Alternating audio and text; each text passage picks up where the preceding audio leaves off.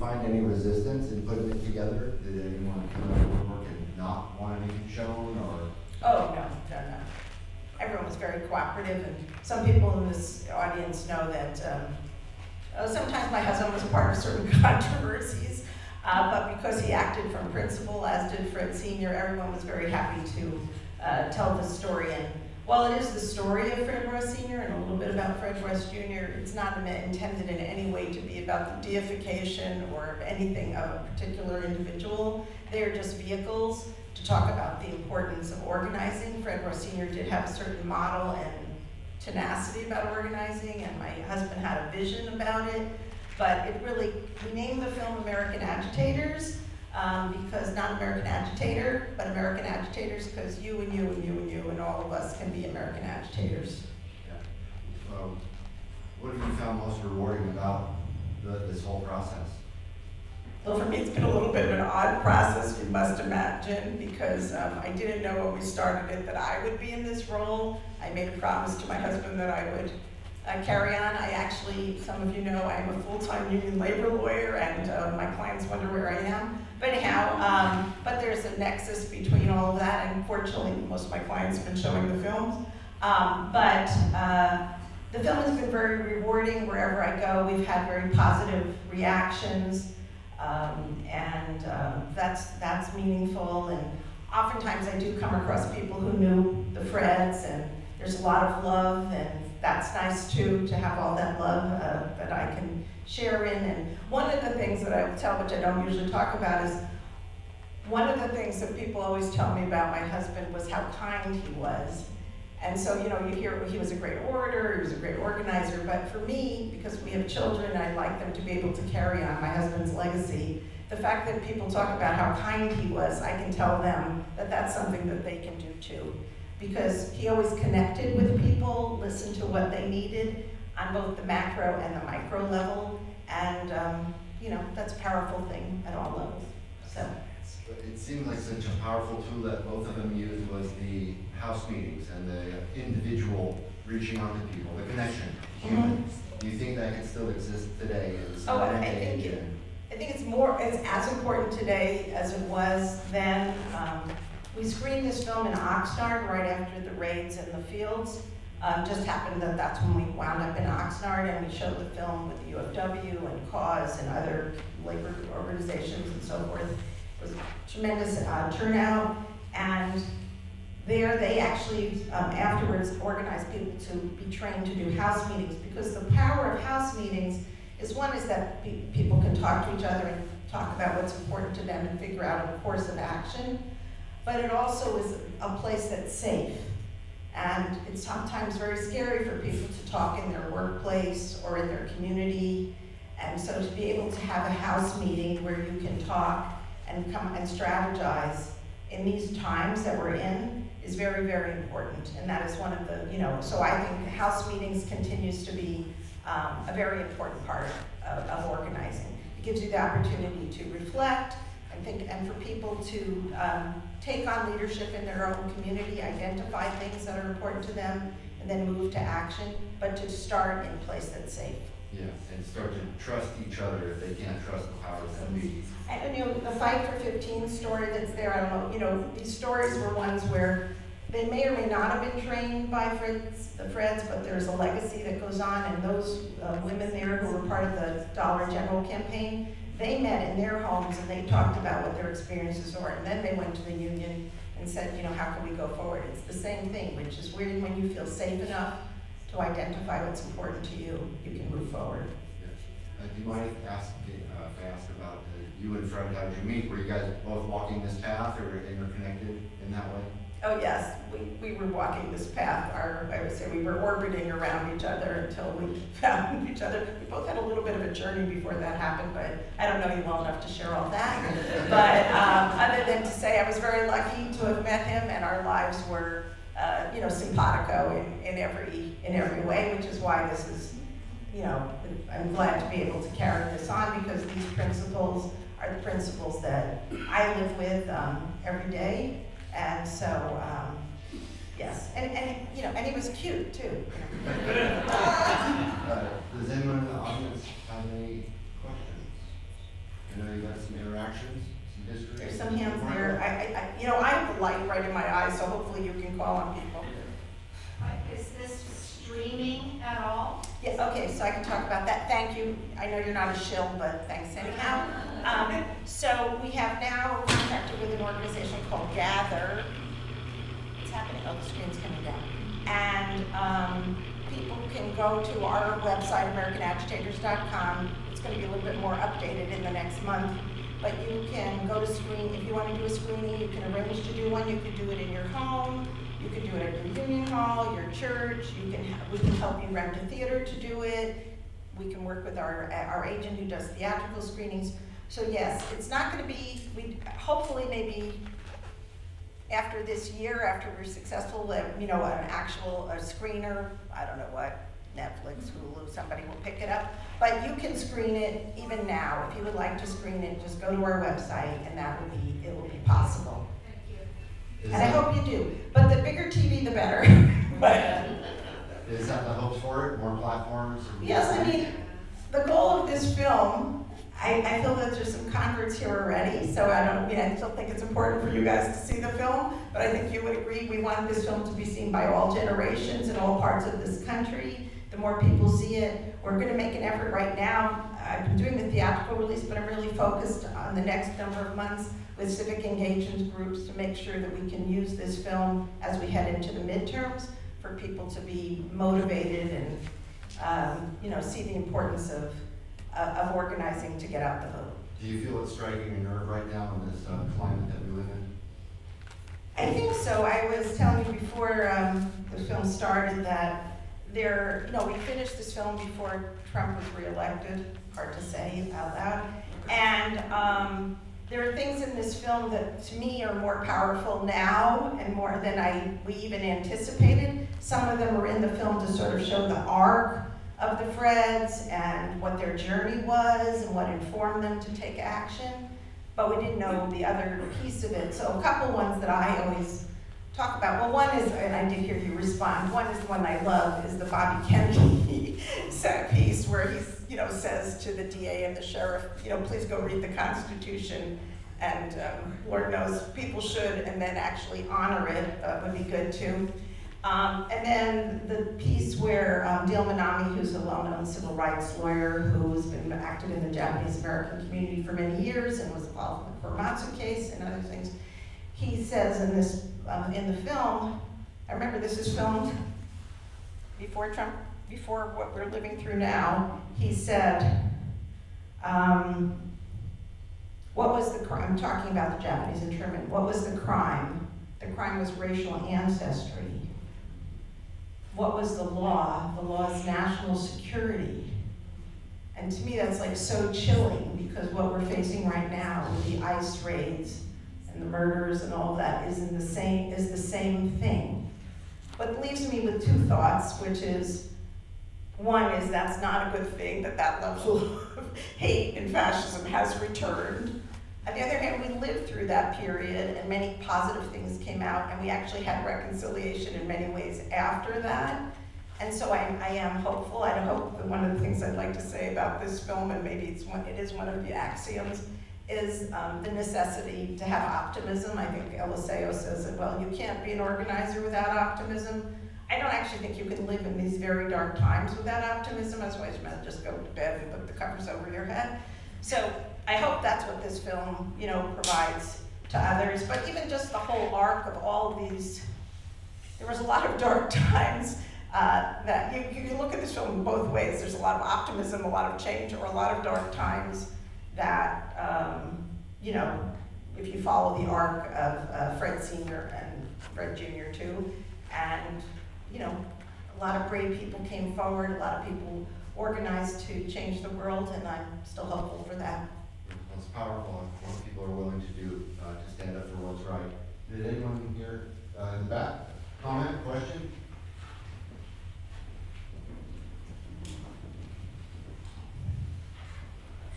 Hi, I'm glad that I came. The movie is definitely something that needs to be much more widely shown. Okay, good. I think that one comment that I would like to make is the treatment of the Filipino farm workers is not pretty incidental. It was peripheral, when in fact they played a major part in the growth of the farm workers movement. So it's not something that probably could be remedied anymore, but I wish that there was much more exposure around it, and I like Eliseo consistently moving the thread after Fred Sr. and Jr. But there were also a number of very good Asian organizers that could have been interviewed who knew Fred Jr. very well and who could really attest to the things that he taught us. But thank you for coming. Okay, well, I don't disagree with you in many ways.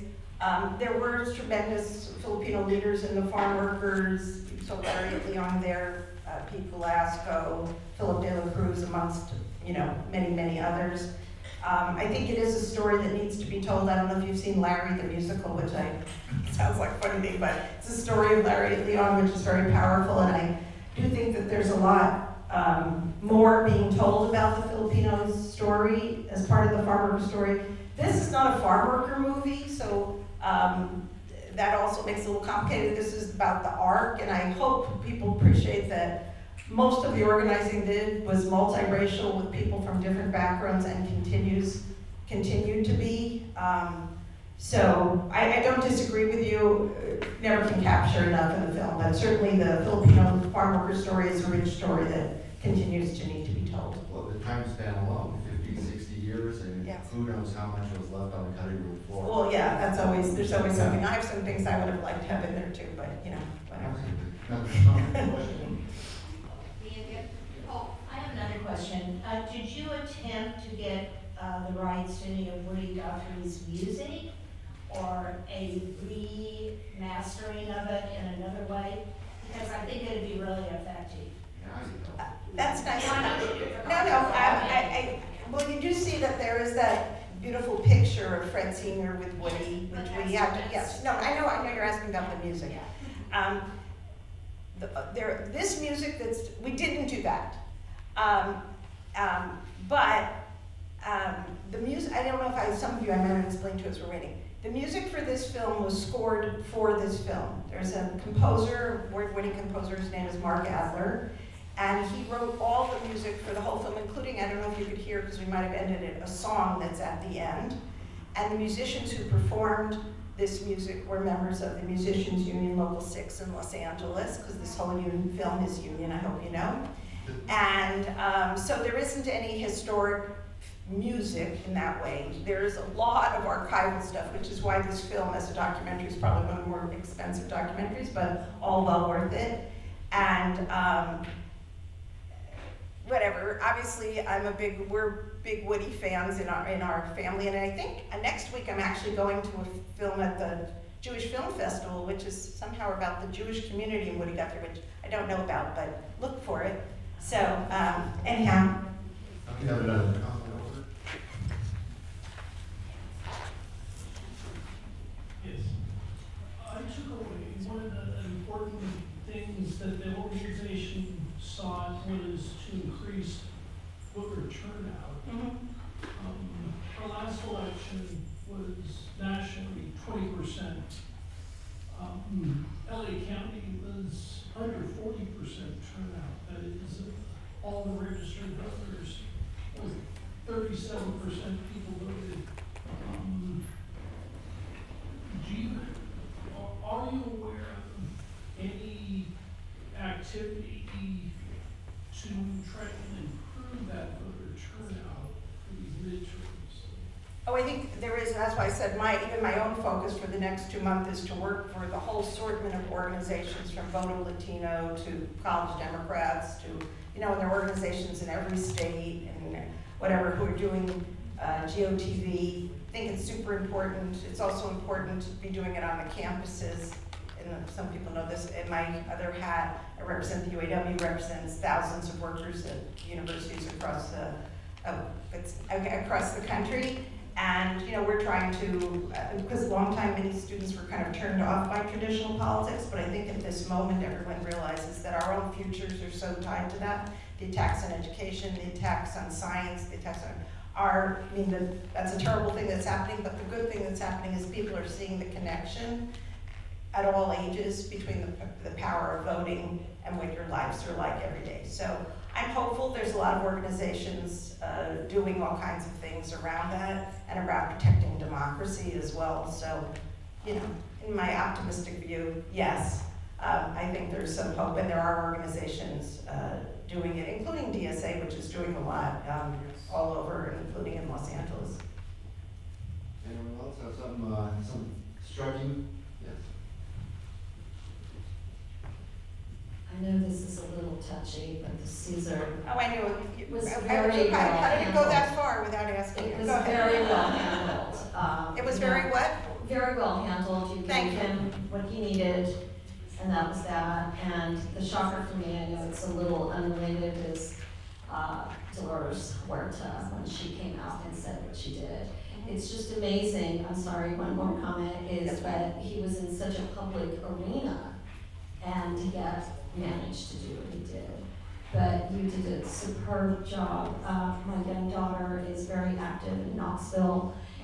She started a bail fund. She led that, and I will have to get her that book, Okay. The Axioms. Oh, yeah, please do. I'll give you next one before you leave. So what I would say about that is, first of all, this film was slightly edited after the, I don't even know what to call them, revelations, people call them. There must be a different word for that. Slightly edited in part that we added the card at the beginning and the card at the end, which is to, there was some language, to highlight that this film is, and the movement is about people, the Filipino farm workers themselves, the people who were, getting out the vote for Bobby Kennedy, the people who, the Unite Here people in Las Vegas who were changing, things. And so, there was a danger in deifying someone. And we can't erase him from history. Many people were trained by him and worked by him, but also those people can't be discredited by what he should be discredited for.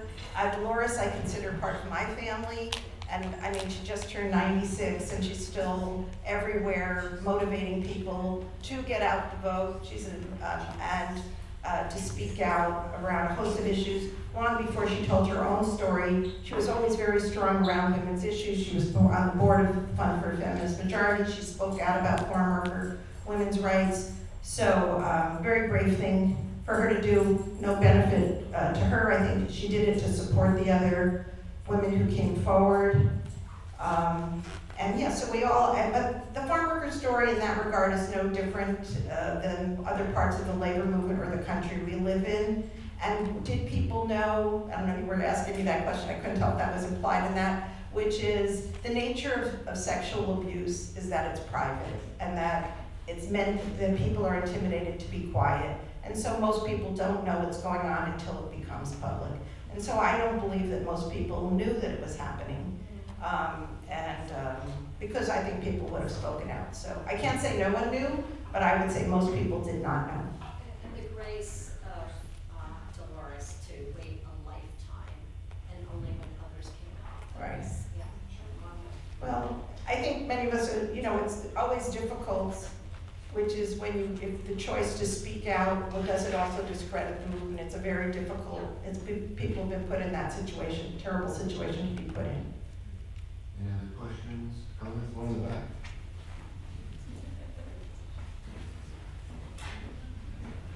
Oh, I enjoyed the movie 100%. I was a Thank community you. organizer and a labor organizer. I hope the theme of this to younger people, no offense to the crowd, because I'm older myself, is everyone's doing social media. And house meetings, door to door, is at least that's what I was trained. But everyone thinks if you get it on Facebook and 20 other million things, that's going to do something. People read it and say, oh, thank you, let me go look at something else. So I hope that could be given out to younger crowds to say that's not, it's good to have social media, but you need, and I think that was the theme, at least that I got, was you need to talk to people one-on-one, and it's time consuming, but it builds organization. Thank you very much. Thank you. I would say, often when I do this, show this film, I show it with a panel, and I often try to help, certainly someone younger than me, that's not as hard. But, you know, someone who's organizing, whether they're organizing with the NAACP Youth League, or they're organizing with the UAW, or they're organizing with United, whatever. And I think if you ask them that question, well, I hope we've asked them that question, they would say social media is an extra, but not a substitute. And so it is a way sometimes to let people know that there's a rally they can show up to, but it isn't a way to get the person to the rally. It's, you know, and so there is no substitute, and that's why I think my friend Fred wanted to make this movie. There is no substitute for real person-to-person organizing. That's it. There is no substitute for it.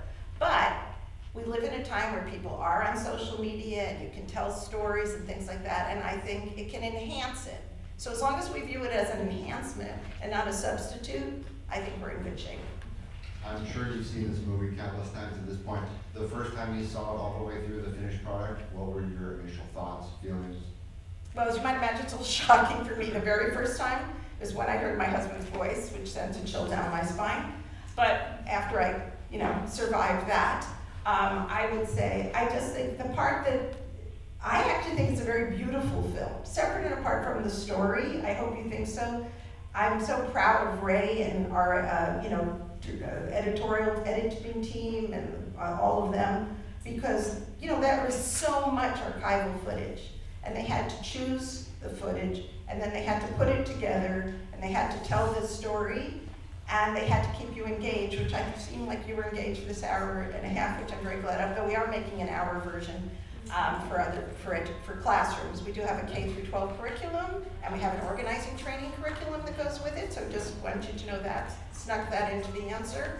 But when I saw it for the first time, yeah, I was just, you know, I had to see it several times. Each time I see it, which it's now unbelievable number of times, but I actually still sometimes see something different, because depending on the historic moment that I'm in, I see something, you know, something else in the film. So I'm not recommending you see it, you know, 200 times, but you should see it a couple of times, because you can take different things away from it. And so I do recommend that, or seeing it, you know, it's always nice to see on a big screen. Yeah, it covers so much time in the... It's a big arc of history. Absolutely. And I did want to say something, because I did say it's Fred's, you know,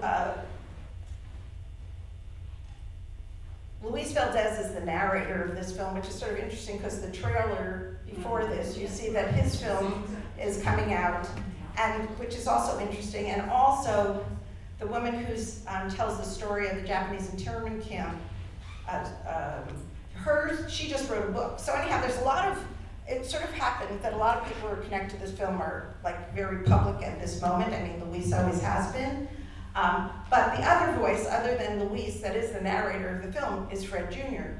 And so he sat in our living room, and you don't see him talking during that period. I mean, you don't see him, you just hear him. And there was no script. Those stories that he told are the stories he told to organize all of these years. And so an organizer has to be a good storyteller, and so they were embedded in him. And then when he was asked these questions, he just drew on all of these organizing stories. Some of you in this room probably had heard him tell them. I've heard them quite a few times before this film, but anyhow, he would still laugh at the same moment each time. I don't know, whatever. But he found himself amusing. But he was a very good storyteller, and I think the film is the beneficiary of that. Outstanding. I have another comment. Yeah, I'm just a very brief comment and a thank you. Oh, that's nice. Having worked in SEIU organizing in the same space as Fred Jr., I was the researcher, so I was not necessarily the person who was trained to organize, but this gave me a better understanding of what the organizers were doing than I had ever seen before in any labor-related film. I just want to thank you That's so nice. for really showing what it means to do those meetings. It made me think of what I saw in the fight for 15 and Dr. Champagne's. So first of all, Steve, I want to say, Steve, a historic, union leader in his own right, who lives here in Long Beach and encouraged me to bring it here to Long Beach, so thank you for that. And I showed this film with an organizer who I organized with UAW. His name is Garrett String, and he brought his parents to the movie. And I think he's in his 30s, yeah, early 30s. Anyhow, he brought his parents to the movie, and at the end of the movie, his parents came up to me and thanked me and said they finally understood what it was that he did. They had no understanding, and they said, oh, and now I understand why he has to take a phone call in the middle of dinner, and now I understand why he has to do this, and now I understand that I have to do that. So also, if you have any organizers in your family, please show the rest of your family this film, so finally they'll understand what it is that those organizers do, or people like you, Steve. Okay, I think there's a hand back there, though I can't tell.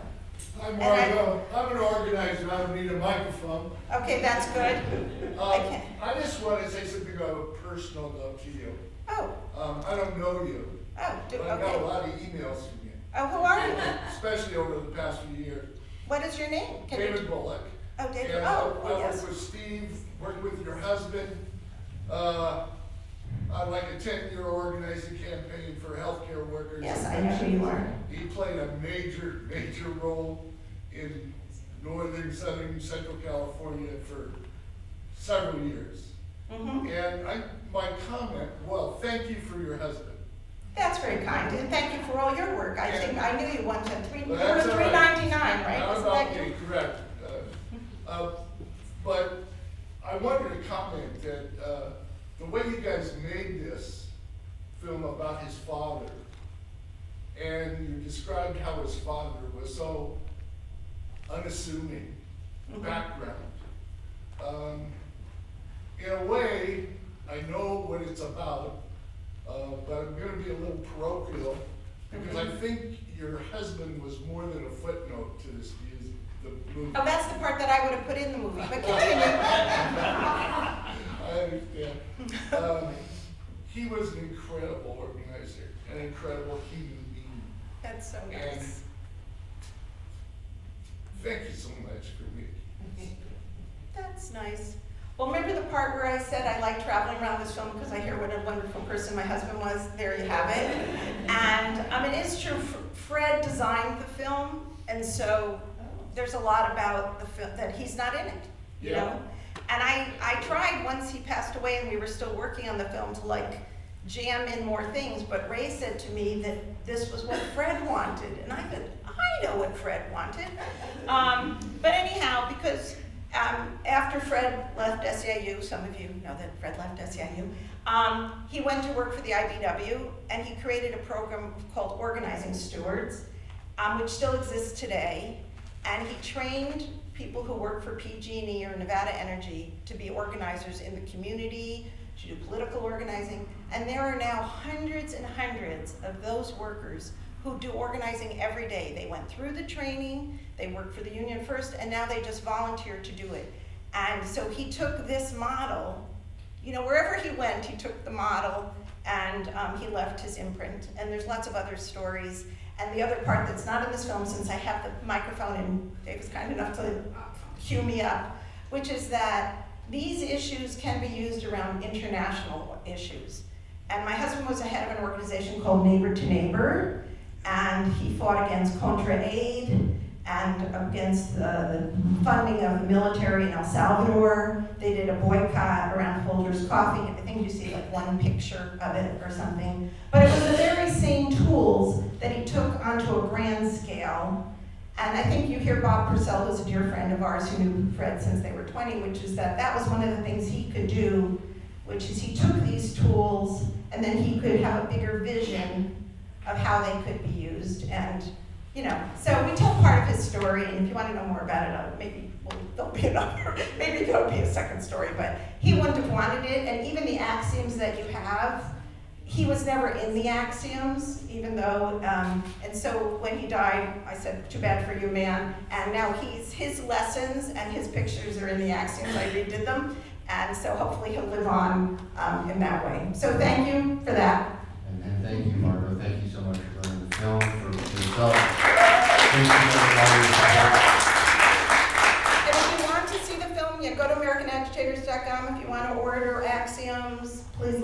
that too, and if you, yeah, wherever you want to show it in your union hall or your church or whatever, let us know, we'll be there. All right, another hand for Margo.